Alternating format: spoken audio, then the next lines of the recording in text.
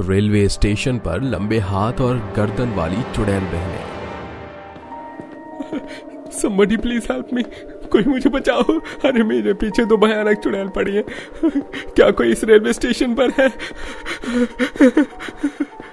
इतने में पीछे से लंबा हाथ लड़के की गर्दन को दबोच लेता है। काउंटर की खिड़की से एक व्यक्ति इस दहशत भरे दृश्य को देख रहा है। गंगापुर रेलवे स्टेशन पर दूर दूर तक कहीं कोई मुसाफिर दिखाई नहीं दे रहा। एक पुराना लैंप झूलता हुआ हल्की हल्की रोशनी दे रहा है। चारों ओर भयानक सन्नाटा है। तभी पटरी से खटर पटर करते हुए ट्रेन गुजरती है। ट्रेन के पैसेंजर खिड़कियों से बाहर देखते हैं। दोनों चुड़ैल किस तरह इंसान को मार रही हैं। रेलवे स्टेशन पर कई सारे लोगों की लाशें बिछी हुई हैं। ट्रेन में सवार एक पैसेंजर शोर मचाता है। चुड़ैल, अरे अरे सब लोग देखो, इन दोनों के हाथ और गर्दन हमसे कितने लंबे हैं। हाँ सचमुच, ये कितनी भयानक है। तभी सीट पर सो रहा एक बूढ़ा आदमी उठकर सबको चुप होने का इशारा करता है। अरे चुप हो जाओ, सबके सब शोर मत करो और कोई भी स्टेशन की तरफ मत देखो। सुना है जो कोई उनकी आंखों में देख लेता है वो उसे भयंकर मौत देती है। ये सुनकर एक महिला यात्री अपने बच्चे को गले से लगाते हुए बोलती है। बाबा, क्या सचमुच ये चुड़ैल बच्चों को भी नहीं छोड़ती? नहीं, ये किसी को नहीं छोड़ती जब तक इनकी भूख शांत नहीं होती। पर बाबा, मैंने तो ऐसा सुना है कि चुड़ैलों के अंदर भी दिल होता है, वो बच्चों और औरतों को नुकसान नहीं पहुंचाती है। आखिर ये दोनों चुड़ैल कौन है और आप इन दोनों के बारे में इतना सब कुछ कैसे जानते हैं? बताता हूँ, ये बड़ी लंबी कहानी है। आखिर रेलवे स्टेशन पर भटकने वाली ये चुड़ैल कौन है और आखिर ये यात्रियों को इतनी भयानक मौत क्यों दे रही हैं? आइए देखते हैं। एक टूटी फूटी खटिया पर लंबे वक्त से बीमार माला पड़ी हुई खांस रही है। दोनों बेटियां भरी बरसात में बाल्टी में दूध निकालकर आंगन के फूस वाले दरवाजे की तरह बार बार दूध लेने के लिए आने वाले ग्राहकों को देख रही हैं। अरे बेटी, एक आधी रोटी दे दे और मेरी दवाई भी दे दे खाने को।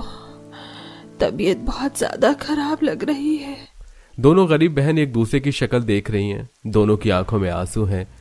गौरी की आंखों से बेबसी की और लाचारी के आंसू झलक रहे हैं। माँ के लिए दवाई कहाँ से लाएंगे? ललिता, अभी तक भी कोई दूध लेने नहीं आया।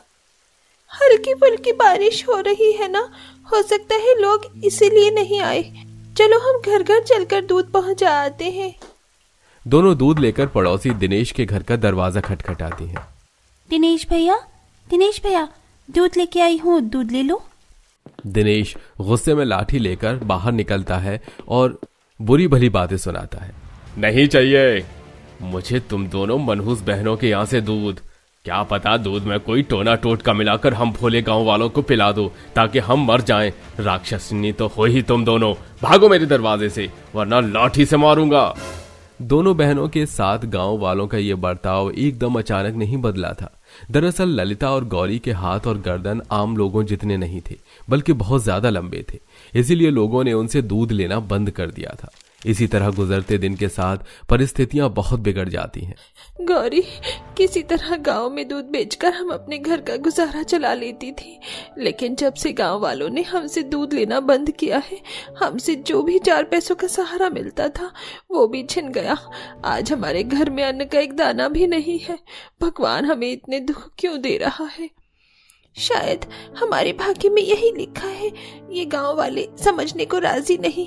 भगवान ने हमें ऐसा बनाकर भेजा है तो इसमें हमारा क्या कसूर है? पर अब हम अपना दूध रेलवे स्टेशन पर बेचेंगे। वैसे भी ठंड का मौसम शुरू हो गया है। गर्मा गर्म दूध तो पैसेंजर शौक से खरीद कर पियेंगे।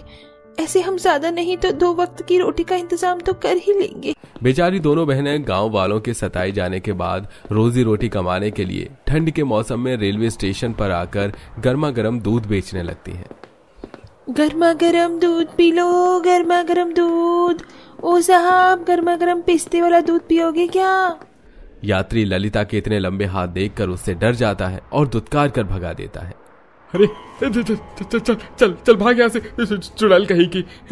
कितने लंबे हाथ है इसके। बेचारी ललिता दूध लेकर आगे बढ़ जाती है। बेचारी दोनों बहनों को अपने लंबे हाथ और लंबी गर्दन के चलते बहुत दिक्कत परेशानी का सामना करना पड़ता है। लोग उनसे गर्मा गर्म दूध खरीद कर पीते तो सही, लेकिन उनका काफी ज्यादा मजाक भी उड़ाते, जिसकी अब उन्हें आदत हो जाती है। एक रात जब दोनों रेलवे स्टेशन पर दूध बेच रही होती हैं, तभी आसमान में जोर जोर से बिजली कड़कने लगती है। ललिता देखो, मौसम कितना ज्यादा खराब हो रहा है, चलो घर चलते हैं। वैसे भी रेलवे स्टेशन खाली हो गया है, यहाँ ठहरना ठीक नहीं है। May I have your attention please? Gangapur railway station पर आने वाली आखिरी ट्रेन अगले 2 मिनट में आ रही है। 2-4 मिनट और रुक जाते हैं गौरी, बस इस लास्ट वाली ट्रेन में बाकी का दूध बेचकर चलेंगे। माँ के लिए दवाई लेके जाना है। ठीक है। दोनों ट्रेन आने का इंतजार करने लगती हैं।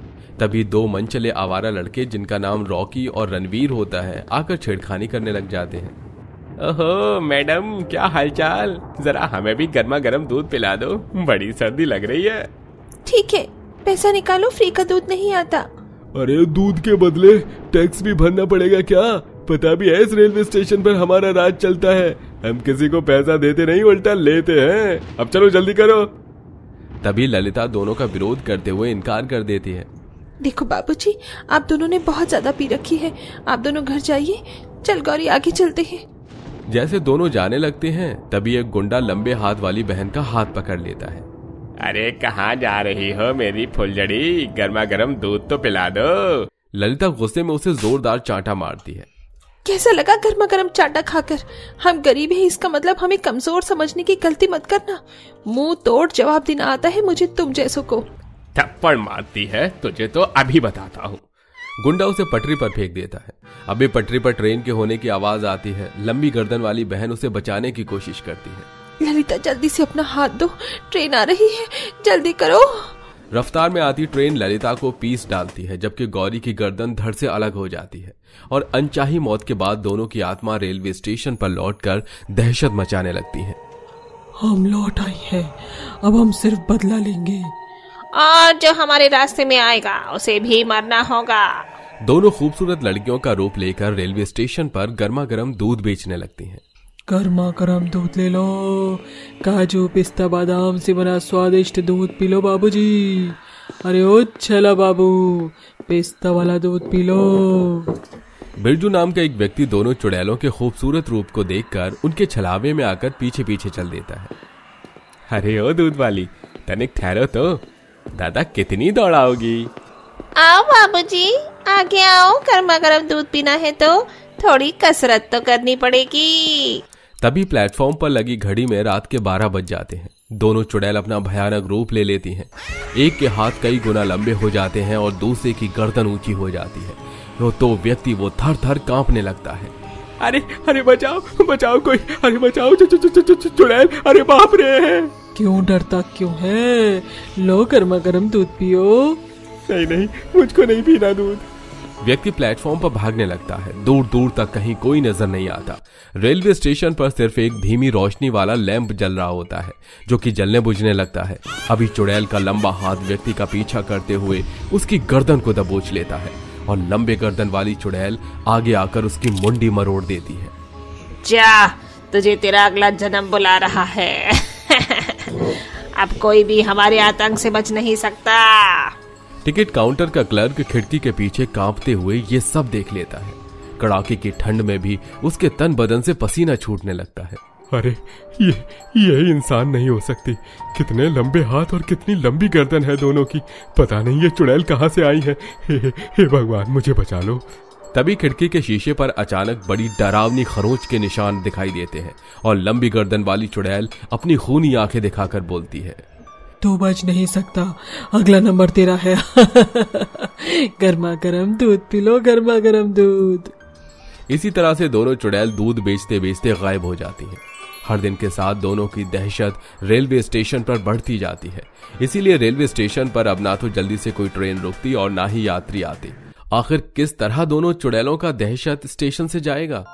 पर बाबा, कोई तो रास्ता होगा इन्हें मुक्ति दिलाने का, जिससे गंगापुर रेलवे स्टेशन से इनका दहशत खत्म हो। एक तरीका है। इन दोनों की माँ ही इनकी भटकती आत्मा को रोक सकती है। हमें उसे यहाँ लाना होगा। अंत में रेलवे स्टेशन के टिकट कंडक्टर और बहुत से लोग माला को वहां लेके आते हैं। माला छटपटाती हुई दोनों को पुकारती है। ललिता, गौरी, मैं जानती हूँ मेरी बच्ची, तुम दोनों यहीं कहीं हो। अपनी माँ के सामने आओ। दोनों की भटकती आत्मा अपनी माँ की आवाज सुनते ही प्रकट होती है। उनकी आंखों से आंसू बह रहे थे। माँ, तुम आ गई। हमारे साथ बहुत गलत हुआ माँ। उन मंचलों ने हमारी जान ले ली, लेकिन हम भी किसी को नहीं छोड़ेंगे, सबको मार डालेंगे। नहीं मेरी बच्चियों, अगर तुम भी उनकी तरह किसी निर्दोष की जान लोगे तो क्या फर्क रहेगा मेरी बेटियों। तुमने हमेशा एक अच्छी बेटी का फर्ज निभाया, लेकिन अब इस दुनिया से मुक्त हो जाओ। ये तुम्हारी दुनिया नहीं रही। ललिता, गौरी, अगर तुम मुझे सुन पा रही हो तो मैं तुम्हें यकीन दिलाता हूँ बच्चियों कि तुम्हारी माँ की जिम्मेदारी हम सारे गांव वाले मिलकर उठाएंगे। इतने के बाद दोनों लंबे हाथ और गर्दन वाली चुड़ैल गायब हो जाती है और गंगापुर रेलवे स्टेशन फिर से चहल पहल भरा हो जाता है। तुम सब बच्चे ध्यान से पढ़ते नहीं हो ना। जब तुम्हें इस डंडे से मारूंगी ना, तब तुम्हारी अकल ठिकाने आएगी। चलो जल्दी से इसे कॉपी में नोट करो। अभी मैं सबकी कॉपी चेक करूंगी और अगर किसी के काम नहीं किया होगा तो उसे मुर्गा बना दूंगी, समझे तुम? तभी वो चुड़ैल बच्ची अपनी स्कूल यूनिफॉर्म में आकर डेस्क पर बैठ जाती है और चश्मा हटाकर कॉपी किताब लेकर पढ़ने लगती है। ठीक है मैम, मैं अच्छे से पढ़ूंगी। मैं लिख रही हूँ, देखो मैं बहुत पढ़ूंगी। मुझे पढ़ लिख कर बहुत बड़ा बनना है। 1 2 3 4 5 6। अरे ये आवाज कहाँ से आ रही है? कौन है जो मुझे पढ़ने नहीं दे रहा है? आवाज तो खिड़की की तरफ से आ रही है। चुड़ैल बच्ची उठकर खिड़की की तरफ झांकती है, जहां नीचे एक वॉचमैन डर डर कर खड़ा होता है। हे भगवान, मुझे बहुत डर लग रहा है। कहीं वो काली चुड़ैल स्टूडेंट लड़की आ गई तो मेरा क्या होगा? मैं आना नहीं चाहता था स्कूल के पास। जब स्कूल बंद है तो पता नहीं क्यों मुझे चौकीदारी के लिए भेजा है। जय हनुमान ज्ञान गुण सागर, जय कबीर तुम लोग उजागर, मेरी रक्षा करना भगवान। वॉचमैन इतना कहता ही है कि चुड़ैल बच्ची खिड़की से सीधा उसके सामने आ जाती है। तुम्हारी हिम्मत कैसे हुई स्कूल के नीचे खड़े होने की? तुम्हें पता है ना, इस स्कूल के आसपास भी मैं किसी को नहीं भटकने देती। तुम्हारी इतनी हिम्मत? मुझे छोड़ दे, मुझे छोड़ दो। मैं तो यहाँ बस प्रिंसिपल के कहने पर आया हूँ। मुझे छोड़ दो, मेरे छोटे छोटे बच्चे हैं। मुझे इससे कोई मतलब नहीं। जो यहाँ आता है मैं उसे मार कर ही छोड़ती हूँ। लगता है प्रिंसिपल को तुम्हारी जान की परवाह नहीं थी। अब तो तुम्हें इस दुनिया को छोड़कर जाना ही होगा। ये बोलते ही चुड़ैल बच्ची उस वॉचमैन की मुंडी घुमाकर मार डालती है। कुछ ही देर बाद एक आदमी साइकिल चलाते हुए सीटी बजाकर आ रहा था। ला ला ला ला ला ला ला ला ला ला ला ला ला। मौसम बड़ा सुहाना है और ये रास्ता बड़ा डरावना है। वैसे मैंने इस रास्ते के बारे में बहुत सुना है। ये रास्ता उसी बंद वाले स्कूल की तरफ जाता है, जो स्कूल काफी समय पहले बंद हो गया था। क्या सच में कोई चुड़ैल होगी? मैं नहीं मानता। जैसे वो ऐसा बोलता है तो चुड़ैल बच्ची एकदम से उसके सामने आती है, जिससे चुड़ैल को देख वो आदमी साइकिल से गिर पड़ता है और चुड़ैल बच्ची उसकी गर्दन पकड़ उसे हवा में उठा लेती है। क्या बोला तू नहीं मानता कि यहाँ एक चुड़ैल है? देख, मुझे चुड़ैल हूँ मैं, चुड़ैल, काली स्टूडेंट चुड़ैल, वही चुड़ैल जिसके खौफ से आज ये स्कूल बंद रहता है। छोड़ो छोड़ो, मुझसे गलती हो गई, मुझे माफ कर दो। नहीं, तेरी इस गलती की कोई माफी नहीं है। सजा तो तुझे मिलकर ही रहेगी। और चुड़ैल स्टूडेंट उस आदमी को झटके से मार डालती है। आखिर क्यों वो काली चुड़ैल स्टूडेंट उस खाली स्कूल में मंडरा रही थी और क्यों वो स्कूल बंद था? ऐसा क्या हुआ था जिस वजह से गांव के लोग भी उस स्कूल के आसपास से गुजरने से भी कतराते हैं? पूरी बात क्या है ये जानने के लिए कहानी में कुछ समय पीछे चलते हैं, जहां रूही नाम की एक प्यारी सी लड़की थी। एक सुबह उसकी माँ रवीना उसे स्कूल के लिए उठाती है। चल बेटा उठ जा, कब तक सोएगी? रोज तू अपने आप स्कूल के लिए उठ जाती है, अब क्या हो गया तुझे? माँ, मुझे स्कूल नहीं जाना, आज मेरी तबीयत सही नहीं है। झूठ मत बोल, मुझे तो तेरी तबीयत बिल्कुल ठीक लग रही है, पर मुझे इतनी जोर से पकड़ी क्यों है? चल खड़ी हो स्कूल जाने के लिए। नहीं माँ, नहीं, मैं स्कूल नहीं जाऊंगी, कभी भी नहीं जाऊंगी। मेरी मैडम मुझे बहुत मारती है। वो किसी और बच्चे को कुछ नहीं कहती, लेकिन मुझे हमेशा डांटती है। बेटा, टीचर्स बच्चों को सक्षम बनाने के लिए थोड़ा बहुत डांटती मारती तो है। नहीं माँ, नहीं, मुझे स्कूल नहीं जाना। मैंने एक बार बोल दिया ना, स्कूल के लिए तैयार हो जा। आज मैं तुझे स्कूल छोड़ने चलूंगी, जल्दी कर, फिर तुझे आइसक्रीम भी खिलाऊंगी शाम को। अपनी माँ की बात सुनकर जैसे तैसे रूही स्कूल के लिए तैयार हो जाती है और रवीना उसे स्कूल छोड़कर आ जाती है। क्लास का पहला पीरियड लग जाता है। कक्षा में टीचर मोहिनी आती है। उसे देखते ही रूही सहम जाती है। Good morning ma'am. Good morning sit down. चलो कल का होमवर्क निकालो। मैम हमने कर लिया, हमारा चेक कर लो। लाइन वाइज चेक करूंगी। एक एक करके टीचर सबकी कॉपी को चेक करती है और बड़ी मुश्किल से अब भी रूही कॉपी में काम कर रही होती है।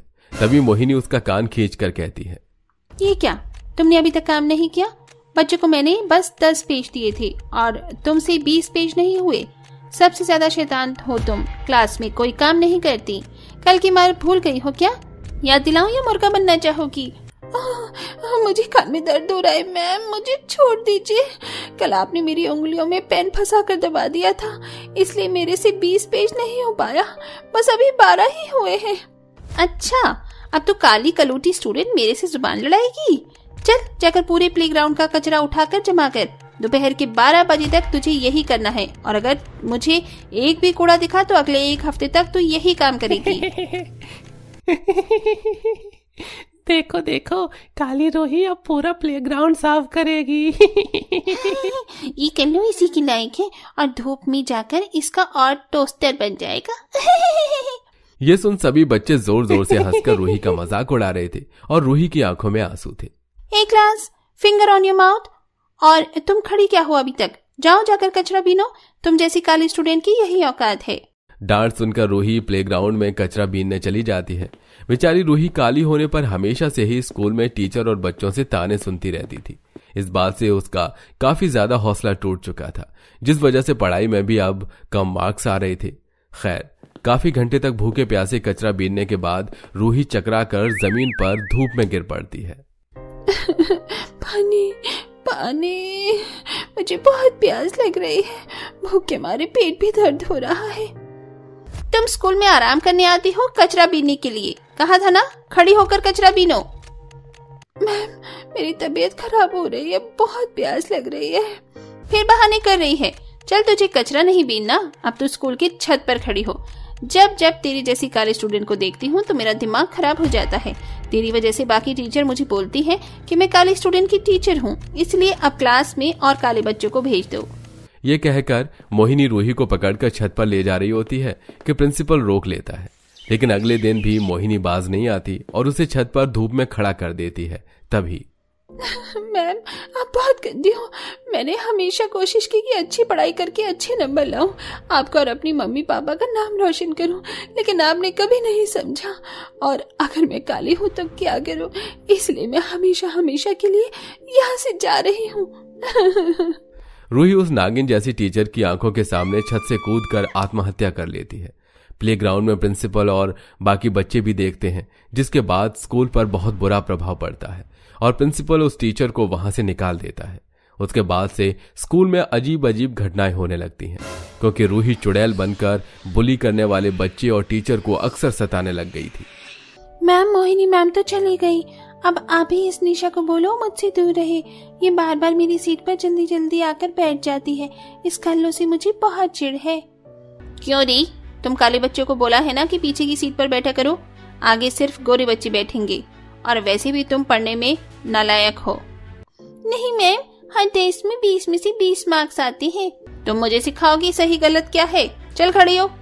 तभी काली चुड़ैल स्टूडेंट क्लास में आकर उस अनामिका टीचर की गर्दन पकड़कर सभी बच्चों के सामने उसे पटक पटक कर मारती है। छोड़ो मुझे, छोड़ो। कौन हो तुम? मैं वही हूँ जिसको तुम जैसी टीचर ने मार डाला। तुम्हारी वजह से आज मेरी ये हालत है। अब मैं एक और रूही नहीं बनने दूंगी इस स्कूल में। जो भी काले बच्चों को सताएगा उसे मैं मार डालूंगी। चुड़ैल स्टूडेंट उस टीचर को मारकर चली जाती है और अब कोई भी टीचर काले बच्चों को परेशान करता था तो चुड़ैल स्टूडेंट हमेशा उसे सजा देती थी, उसे मार देती थी, और कोई बच्चा भी बुली करता था तो उसे भी मार दिया करती थी। धीरे धीरे चुड़ैल स्टूडेंट का स्कूल में इतना खौफ हो जाता है कि आसपास के गांव के बच्चे स्कूल में आना छोड़ देते हैं और एक दिन प्रिंसिपल को अपने स्कूल पर ताला लगाना पड़ता है। जब से चुड़ैल स्टूडेंट उस बंद स्कूल में भटक रही है, लेकिन अब उस राज्य का एजुकेशन मिनिस्टर 6 महीने बाद स्कूल खोलने की बात करता है, जिससे बच्चों को शिक्षा मिले। डर डर कर एडमिशन के लिए स्कूल में टीचर, प्रिंसिपल, पेरेंट्स आते हैं। तभी चुड़ैल स्टूडेंट प्रिंसिपल की गर्दन पकड़ लेती है। तूने इस स्कूल को दोबारा कैसे खोला? ये मेरा स्कूल है, अगर यहाँ कोई पढ़ेगा तो सिर्फ काले बच्चे। बता वो बेखुदी टीचर कहाँ है, मैं जान ले लूंगी उसकी। मुझे छोड़ दो। ऊपर से अपील है, इस स्कूल को खोलना है। तुम क्यों नहीं चली जाती यहाँ से? कितने बच्चों को तुम्हारी वजह से शिक्षा नहीं मिल पा रही है।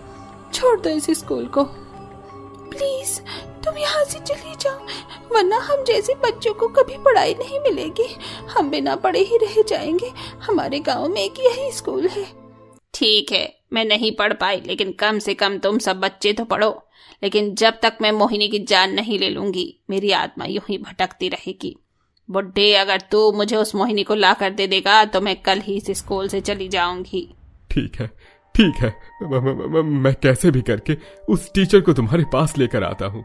और हाँ, कभी इस स्कूल में मेरे जैसे काले बच्चों को तंग किया तो मैं वापस स्कूल में जरूर आऊंगी।